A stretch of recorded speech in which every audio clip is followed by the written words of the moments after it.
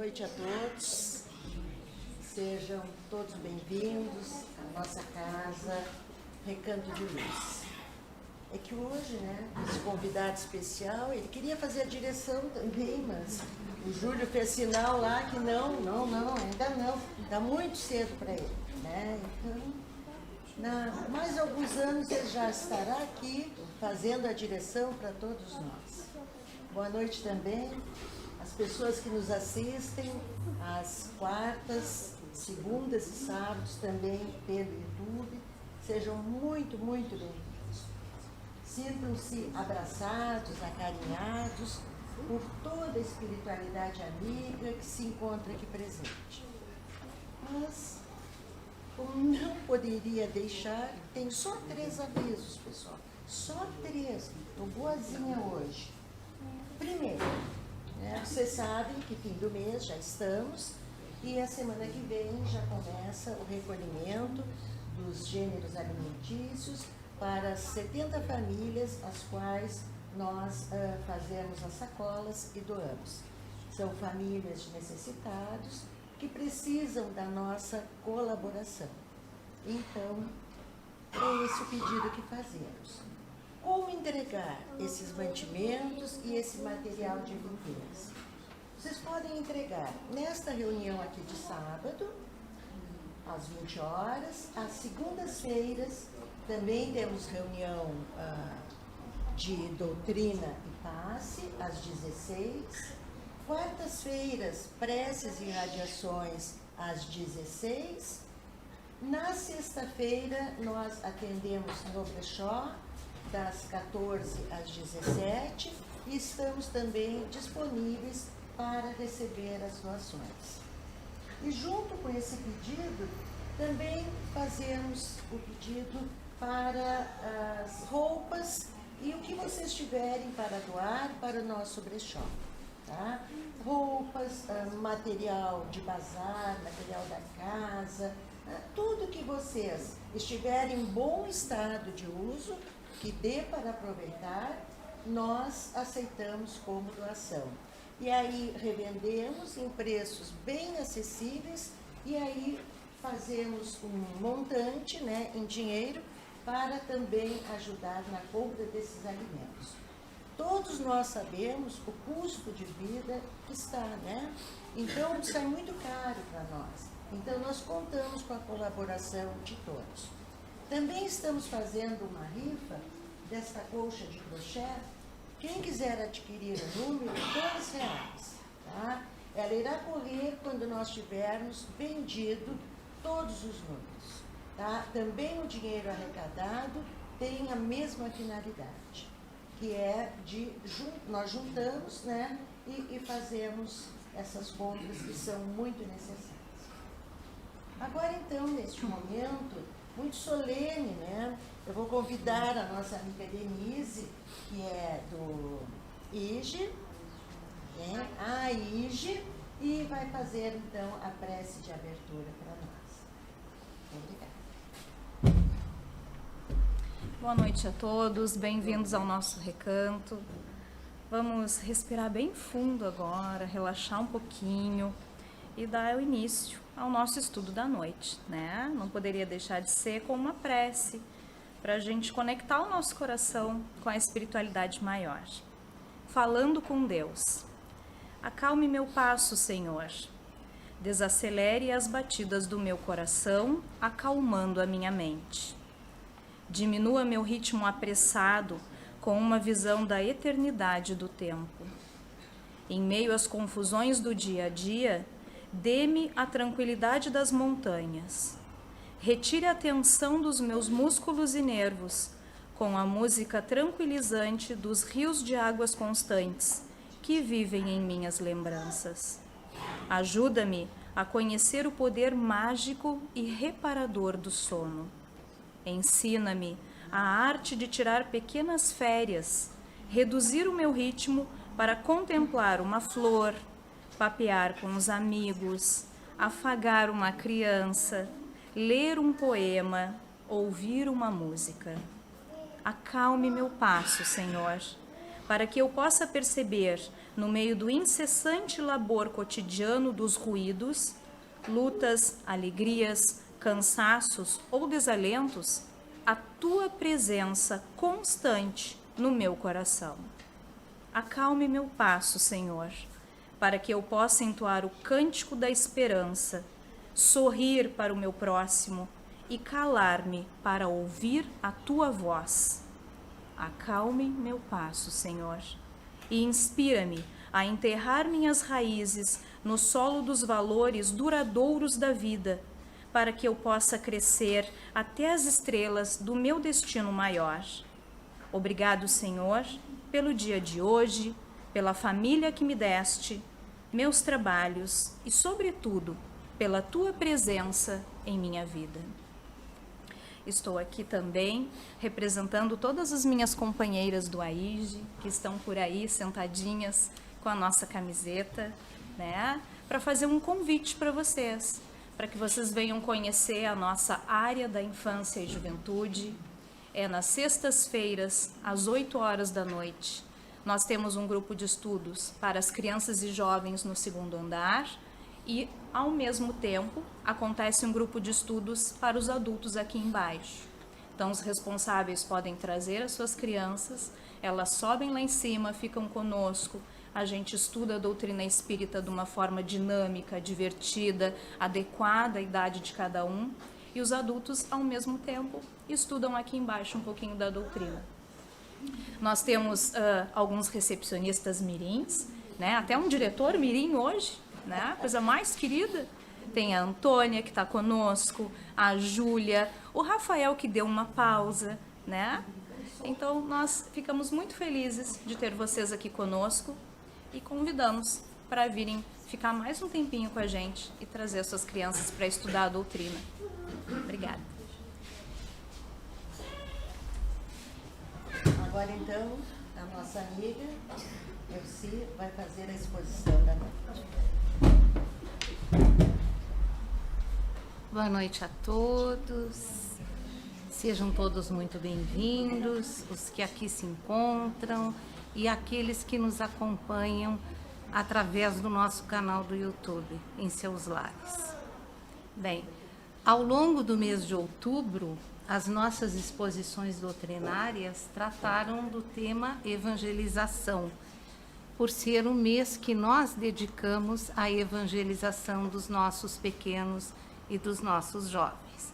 Então, hoje é a última exposição, não é a última exposição do mês, mas é a última exposição com esse tema, sobre evangelização. Então, a partir da próxima semana, nós retomamos o nosso estudo do livro, esse livrinho que está aqui, que é Jesus no Lar. Então, por enquanto, hoje nós vamos falar de evangelização. Então, o nosso tema é o papel da família na evangelização. E nós vamos procurar refletir. Nós fizemos um estudo e vamos refletir sobre esse assunto. Hermínio de Miranda, no seu livro Nossos Filhos são Espíritos, ele nos diz que, antes de mais nada, nós precisamos saber, se aqui não sabemos, até acreditamos que todos aqui sabemos, que esses filhos que nos são confiados são espíritos. Eles são almas ou espíritos. E se nós já sabemos, né, nós precisamos lembrar disso, né? Eles nos são confiados, eles chegam embalados em corpos físicos, né, que nós mesmos, os pais, lhes proporcionamos, e através do processo gerador, mas eles não são criados novinhos como espíritos, não. Eles já existiram como espíritos, né? Eles já existiram antes, eles já viveram outra vida, eles já existiram em outro lugar, eles têm uma biografia própria, pessoal, eles trazem vivências que já viveram, uma redundância até em outra vida, que trazem de outra vida, né? Trazem experiências. E aqui eles aportam junto de nós, na nossa família, para reviver e não para viver. Apenas viver, porque eles já viveram antes, né? Eles já tiveram outras vidas. Então, eles estão renascendo e não apenas nascendo. Nós vamos, então, definir uma coisa, né? Que os pais apenas produzem o corpo físico do seu filho, não o seu espírito ou a sua alma, como queiramos dizer. Isso é criação divina. Então, a inquestionável verdade que nós precisamos expor é que nossos filhos, tanto quanto nós mesmos, são seres humanos que já viveram antes. Todos nós, muitas vidas, nós já tivemos. E esses nossos filhos, nossas crianças, eles trazem em si um passado de experiências, de equívocos, de conquistas, de realizações, e também eles trazem como espíritos em busca da perfeição, porque todos nós buscamos, através das nossas reencarnações, a nossa evolução. E através da nossa evolução, nós chegaremos um dia, nós chegaremos à perfeição. Então, como espíritos em busca da perfeição, o que eles trazem? Eles trazem um programa, um projeto que eles elaboraram na espiritualidade, lá na espiritualidade, antes de reencarnar, antes de chegar nas nossas famílias. E para executar aqui, na encarnação presente, na nossa família, junto de nós. Então, eles renascem, na verdade, para adquirir conhecimentos para o cérebro e para o coração, ou seja, para o seu intelecto e para a sua moral. A criança, ela tem que fazer o reaprendizado da vida, nas condições em que nasceu, naquele meio em que nasceu, no meio sociopolítico e no meio familiar em que nasceu. E aí nós nos perguntamos, como que estão renascendo os nossos filhos, as nossas crianças, os nossos filhos e os nossos netos, né? Porque temos tantos avós aqui, né? Como que eles estão renascendo, né? Que programas trazem? Eles traçaram um programa, um projeto na espiritualidade antes de reencarnar, antes de vir para a nossa família. E como é esse projeto? Que programa é esse? Que decisões eles tomaram lá na espiritualidade antes de reencarnar e que nós desconhecemos? Que fraquezas eles são portadores?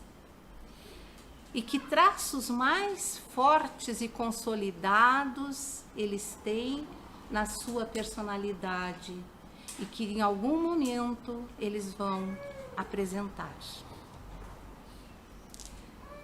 Que tipos de experiências eles já trazem? Que correções eles pretendem fazer através desse projeto que eles elaboraram antes de reencarnar? Quais as correções que eles pretendem fazer? E o que nós, como pais, como educadores também, né, podemos fazer para ajudá-los nessa caminhada, para evitar que eles sejam novamente arrastados para fraquezas, mazelas, infortúnios, quedas, que já aconteceram antes, que aconteceram em outra vida, em outras vidas, enfim, desses filhos. E que eles trazem, eles vêm precisamente nesta encarnação para eliminar dos seus espíritos no campo moral e espiritual. É esse o objetivo dessa reencarnação deles. Então, Hermínio de Miranda nos diz que há uma sólida razão para que o espírito reencarnado viva um período em que ele se torna mais acessível à influência e o aconselhamento orientador. E esse período é a infância. A lembrança consciente do passado, da outra vida que esse filho, essa criança viveu, de cada indivíduo, enfim, de cada um de nós, né, vai se apagando no momento em que desperta no corpo físico, no momento do nascimento, à medida do crescimento. Então, regredido à sua infância espiritual, o espírito costuma ser simples, ingênuo, autêntico, espontâneo. Assim são nossas crianças. Nós estamos vendo aqui eles brincando, correndo, tudo com naturalidade. Assim eles são. São os espíritos regredidos à infância. Nós, em toda a nossa existência, nós estamos abertos a certo grau de influência externa, de influência alheia. Mas em nenhuma fase, em nenhum momento das nossas vidas, essa fase é tão evidente, esse período é tão evidente quanto na infância. Há uma predisposição na infância para que haja essa influência externa ou influência alheia. O adulto responsável por esse espírito em corpo de criança que chega para a gente, né, deve estar preparado para encaminhá-lo para o bem e para o amor, percebendo as suas tendências e redirecionando-o, se assim for preciso, para os caminhos corretos, para os caminhos do bem. Tendências e aptidões inerentes ao adiantamento espiritual de cada espírito encontram-se como que camufladas, escondidas, e só aos poucos, paulatinamente, é que vão aflorar. Então, exigindo, no momento certo, a intervenção educativa necessária. E essa intervenção educativa desde o berço. É lá que começa. E é um compromisso assumido, sim, pelos pais que acolhem esse espírito, também lá na espiritualidade. Porque os pais também se comprometeram, antes de reencarnar, a acolher aqueles espíritos, aqueles filhos. Eles já sabiam, eles acordaram isso na espiritualidade. É certo que a criança, como espírito que reencarnado, que começa, ou que recomeça, melhor dito, né, uma nova existência na matéria, ele traz uma bagagem acumulada, né? Na sua trajetória evolutiva, nós sabemos que nós trazemos as nossas conquistas morais e intelectuais.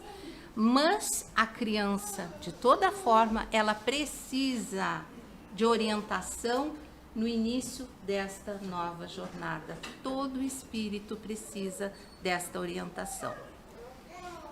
A principal finalidade, podemos dizer, do espírito nascer outra vez criança, é ser educado novamente, com as correções necessárias que esse espírito precisa, e com a aquisição de novos valores, e precisamos entender que os principais responsáveis por essa tarefa são os pais.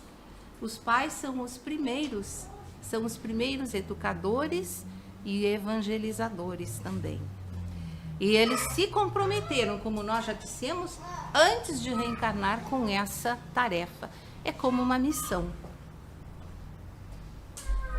Esta, então, nós podemos dizer que é a função da família, o papel da família no processo evolutivo dos espíritos reencarnantes, dos espíritos que nos chegam como filhos. No Livro dos Espíritos, na questão 582, Os espíritos superiores, que são os mentores da obra, eles nos dizem: Deus colocou o filho sob a tutela dos pais, a fim de que estes o dirijam pela senda do bem.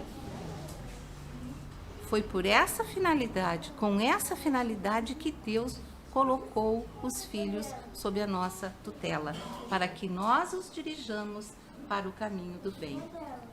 Isso é a afirmação dos espíritos superiores, né? Dos mentores do Livro dos Espíritos.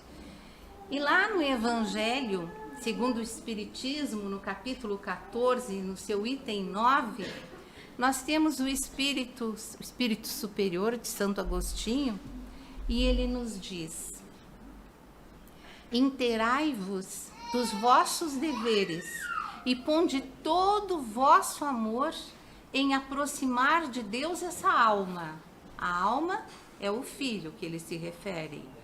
Tal a missão que vos está confiada, e cuja recompensa recebereis se fielmente a cumprirdes. Os vossos cuidados e a educação que lhe dareis auxiliarão o seu aperfeiçoamento e o seu bem-estar futuro. Continua Santo Agostinho: lembrai-vos de que a cada pai e a cada mãe perguntará a Deus: que fizestes do filho confiado à vossa guarda? Nós teremos um dia que responder a essa pergunta. Então, como nós vimos, né, o período da infância, ele não é o único, mas ele é o melhor, para que os processos educativos sejam absorvidos pelo espírito, pela criança, e traduzidos em comportamento.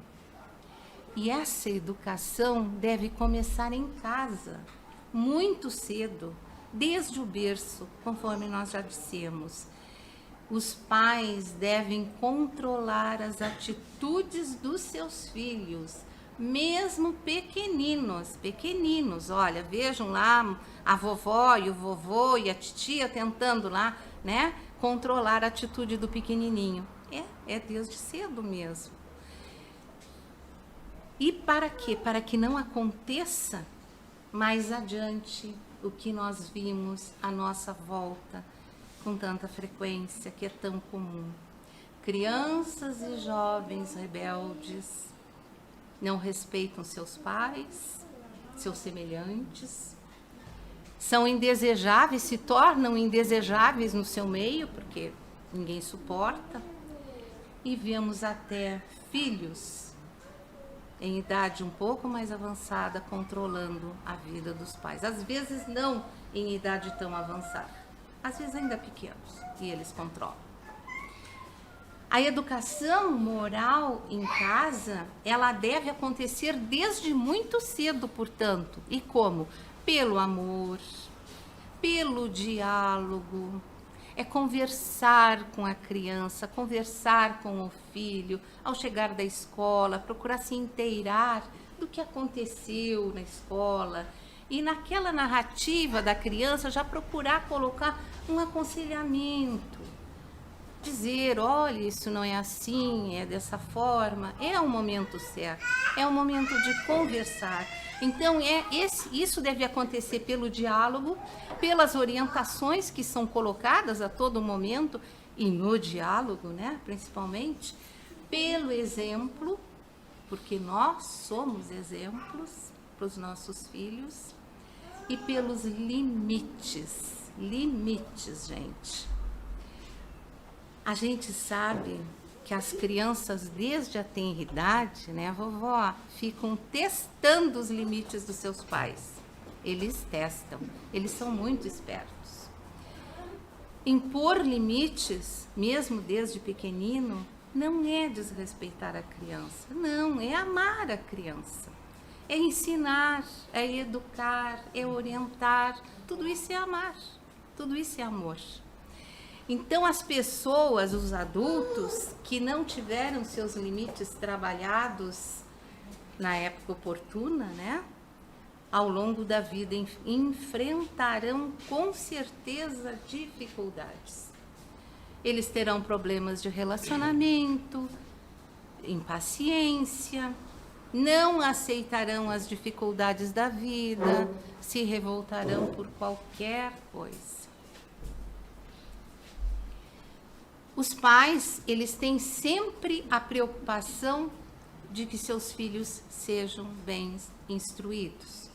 Então, eles procuram sempre as melhores escolas e, quando podem, quando conseguem, eles custeiam essa escola, essa educação. Isso é correto, é elogiável, todo esse esforço, né, todo esse interesse. Mas nós precisamos entender que a educação não é apenas o somatório de conhecimento. Não. Educação é mais amplo. É um processo formativo de valores e de atitudes. E isso não é papel da escola. Isso é papel da família. Isso não pode ser delegado à escola. E no Livro dos Espíritos, na questão 917, no capítulo 12, que fala da perfeição moral, os espíritos superiores ressaltam que é pela educação que se dará a melhoria do homem, mas não por essa educação que tende a fazer homens instruídos, mas pela que tende a fazer homens de bem. Então, a melhoria do homem não é apenas no conhecimento, mas é mais completa. É essa educação que faz homens de bem. É uma educação mais ampla. E no livro O Consolador, Emmanuel, que é o espírito superior, através do Chico Xavier, ele nos diz, ele explica, até os 7 anos de idade, o espírito reencarnado se encontra em fase de adaptação à nova vida. E por não existir uma adaptação perfeita entre ele, espírito, e a matéria orgânica, ele é uma individualidade extremamente suscetível de receber as influências exteriores, a fim de consolidar os princípios renovadores para trilhar um caminho novo na vida. Então, pela importância dos primeiros anos da vida da criança, para ela apreender ensinamentos que irão moldar o seu caráter, se recomenda que desde cedo, desde muito cedo, a família tenha um olhar muito atento à educação, essa educação no sentido mais amplo dos seus filhos. É uma educação que se baseie no amor, basicamente, no amor e no respeito ao próximo. Ainda no livro O Consolador, Emmanuel nos diz: os pais devem preparar os filhos para o trabalho e para a luta que os esperam. Desde os primeiros anos, devem ensinar as crianças a fugirem do abismo da liberdade, controlando-lhes as atitudes e consertando-lhes as disposições mentais, pois que essa é a ocasião mais propícia à edificação das bases de uma vida. Vejam bem, os pais, Emmanuel nos diz, devem preparar os filhos para o trabalho e para a luta que os esperam, porque a vida é uma luta. E muitas vezes os pais colocam os filhos numa redoma de vidro, super protegendo, não orientam, não contrariam, não podem dizer não, porque é contrariar, vai aborrecer. Isso não é preparar para a vida, né? Porque a vida é uma luta, como diz aqui Emmanuel. E ainda quando ele fala que devem ensinar as crianças a fugirem do abismo da liberdade, o que é esse abismo da liberdade? Esse abismo da liberdade é o nosso livre-arbítrio, que todos nós somos portadores e que nos permite fazer as nossas escolhas. Nós podemos fazer escolhas para o bem ou para o mal, para o certo ou para o errado, enfim.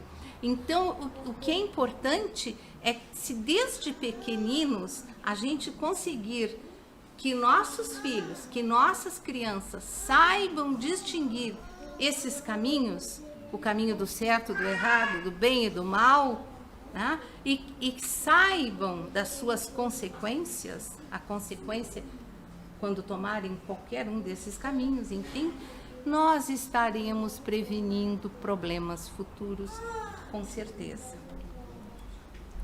E é essa tarefa que nos compete realizar, como pais, como avós também, né? Formar homens de bem, formar o caráter dos nossos filhos, preparar as nossas crianças para a luta da vida. A família é a primeira evangelizadora. A família é uma evangelizadora. Mas a família não está sozinha nessa tarefa, porque as nossas casas espíritas, conforme a colega falou antes, elas dispõem das AIGES, que são as áreas de infância e juventude, que são espaços onde se recebe crianças e jovens e se oferece esses espaços de estudo doutrinário, de vivência evangélica, aprimoramento moral, tanto para as crianças, desde os pequeninos até os maiorzinhos, até os jovens.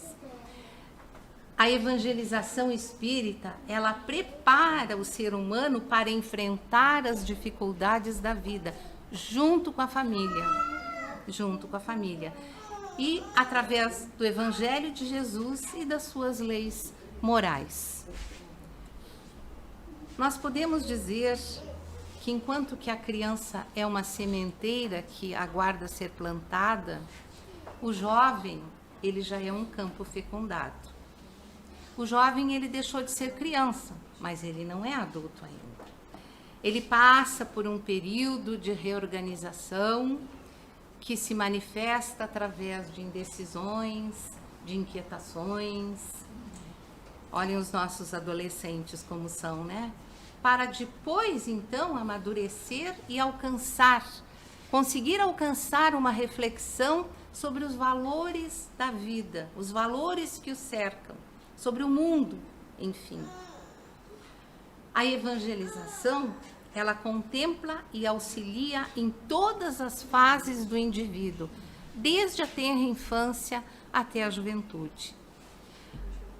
No livro Sublime Sementeira, Bezerra de Menezes, que é um espírito superior, através de Miriam Duzi, um livro que é editado pela Federação Espírita Brasileira, ele responde a uma pergunta sobre encaminhamento dos filhos à evangelização. Então, ele recebe essa pergunta: que orientações os amigos espirituais dariam aos pais espíritas em relação ao encaminhamento dos filhos à escola de evangelização dos centros espíritas? Então, Bezerra de Menezes responde: conquanto seja o lar a escola por excelência, onde a criatura deva receber os mais amplos favores da educação, burilando-lhe o sentimento e o caráter, não desconhecemos a imperiosidade de os pais buscarem noutras instituições sociais o justo apoio à educação da prole. E assim, deverão encaminhar os filhos, no período oportuno, para a escola do saber, viabilizando-lhes a instrução. Entretanto, jamais deverão descuidar-se de aproximá-los dos serviços de evangelização, em cujas abençoadas atividades se propiciará a formação espiritual da criança e do jovem diante do porvir. Segue ainda Bezerra de Menezes: há pais espíritas, isso é para nós, que erroneamente têm deixado, em nome da liberdade do livre-arbítrio que nós falamos antes, que os filhos avancem na idade cronológica para então escolherem este ou aquele caminho religioso que lhes complementem a conquista educativa no mundo. Tal medida tem gerado sofrimento e desespero, luto e mágoa, inconformação e dor.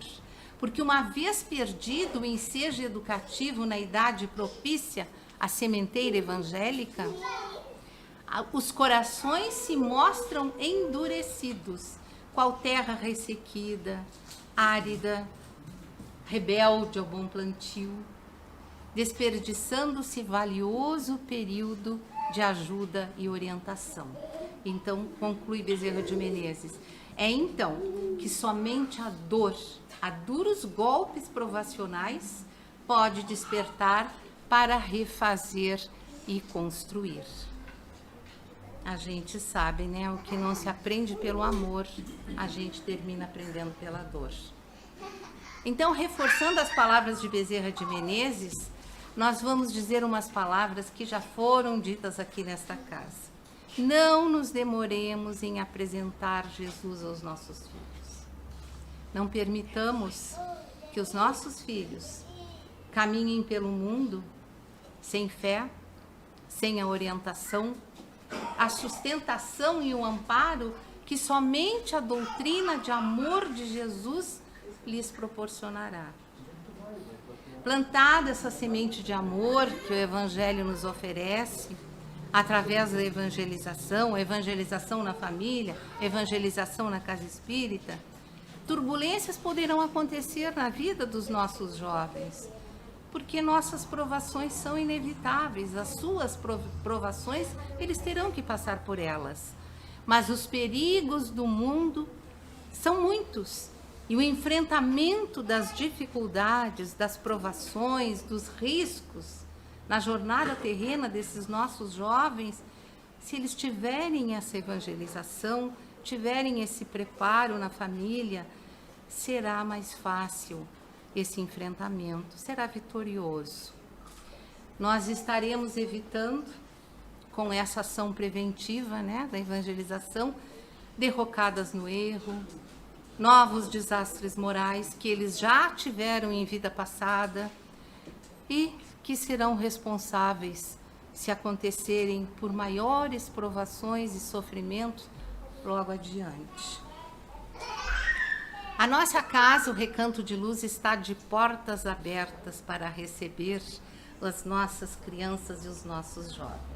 Aqui nós temos as nossas lindas evangelizadoras de camiseta preta, que são preparadas, capacitadas para essa tarefa. Elas oferecem a oportunidade de levar, então, as nossas crianças, nossos jovens, a compreensão e a vivência dos valores morais das leis de Deus. É um trabalho muito amoroso, muito competente e que é repleto de possibilidades de construção e de reconstruções também, quando se fizerem necessárias, né? Aí falando de imperfeições que precisarem ser corrigidas e transformadas, né? Isso será com certeza, esse trabalho é de valioso auxílio à família. Serão sementes plantadas que germinarão um dia, a seu tempo. Então, todas as sextas-feiras, reforçando o que a colega Denise disse, a nossa evangelizadora, todas as sextas-feiras, às 20 horas, nós temos a nossa evangelização, lá no segundo piso, das 20 às 21 horas. Tragam seus filhos, vovôs e vovós, tragam seus netos, espalhem essa notícia, essa informação. Vamos evangelizar. O mundo precisa evangelizar. O mundo precisa melhorar. Que Jesus nos abençoe. Uma boa noite a todos.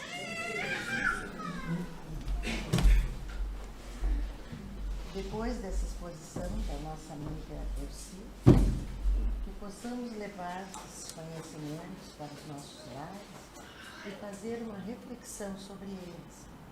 Não só os pais, né, que ainda têm as crianças pequenas, como futuros pais, avós, tios. Esses ensinamentos são válidos para todos nós. E neste momento, então, nos encaminhando para o encerramento, nós vamos pedir por todas as pessoas cujos nomes foram colocados nas nossas caixas, sejam elas encarnadas ou desencarnadas. Vamos pedir também por aquelas pessoas que nos vem o nome à mente, ou a lembrança à mente.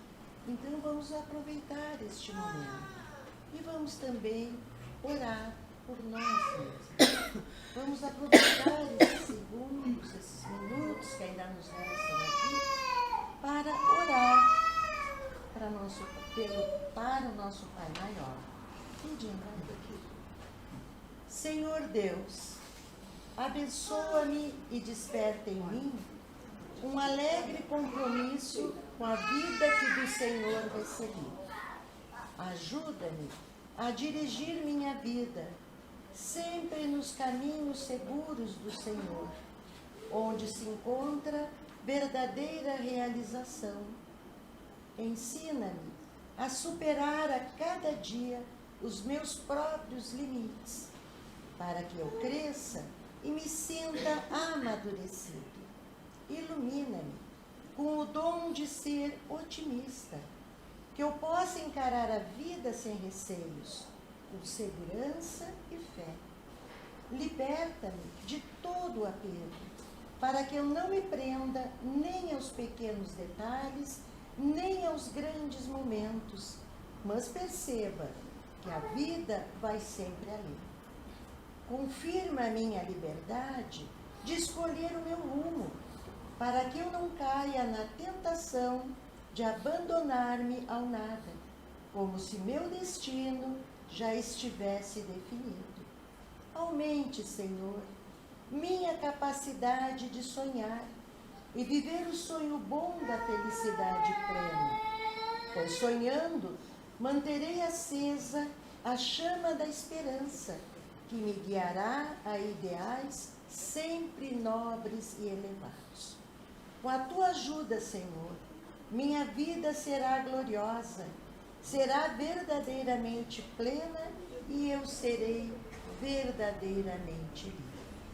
Que assim seja. Nesse momento que faremos encaminhamento das masses, eu peço a todos que permaneçam em silêncio, aqueles que vão ficar para receber o passe na nossa sala, e aqueles que já se sintam reconfortados, energizados e quiserem se retirar, sintam-se à vontade. Peço aos amigos taxistas que já passem para a sala de paz, a nossa colega também que vai conduzir, e peço a todos que se mantenham em silêncio. Não há necessidade da máscara, só aqueles que se sintam que precisam, usá-la. Tá? Aqueles que não quiserem podem ficar como estão. Tá? A Riva estará aqui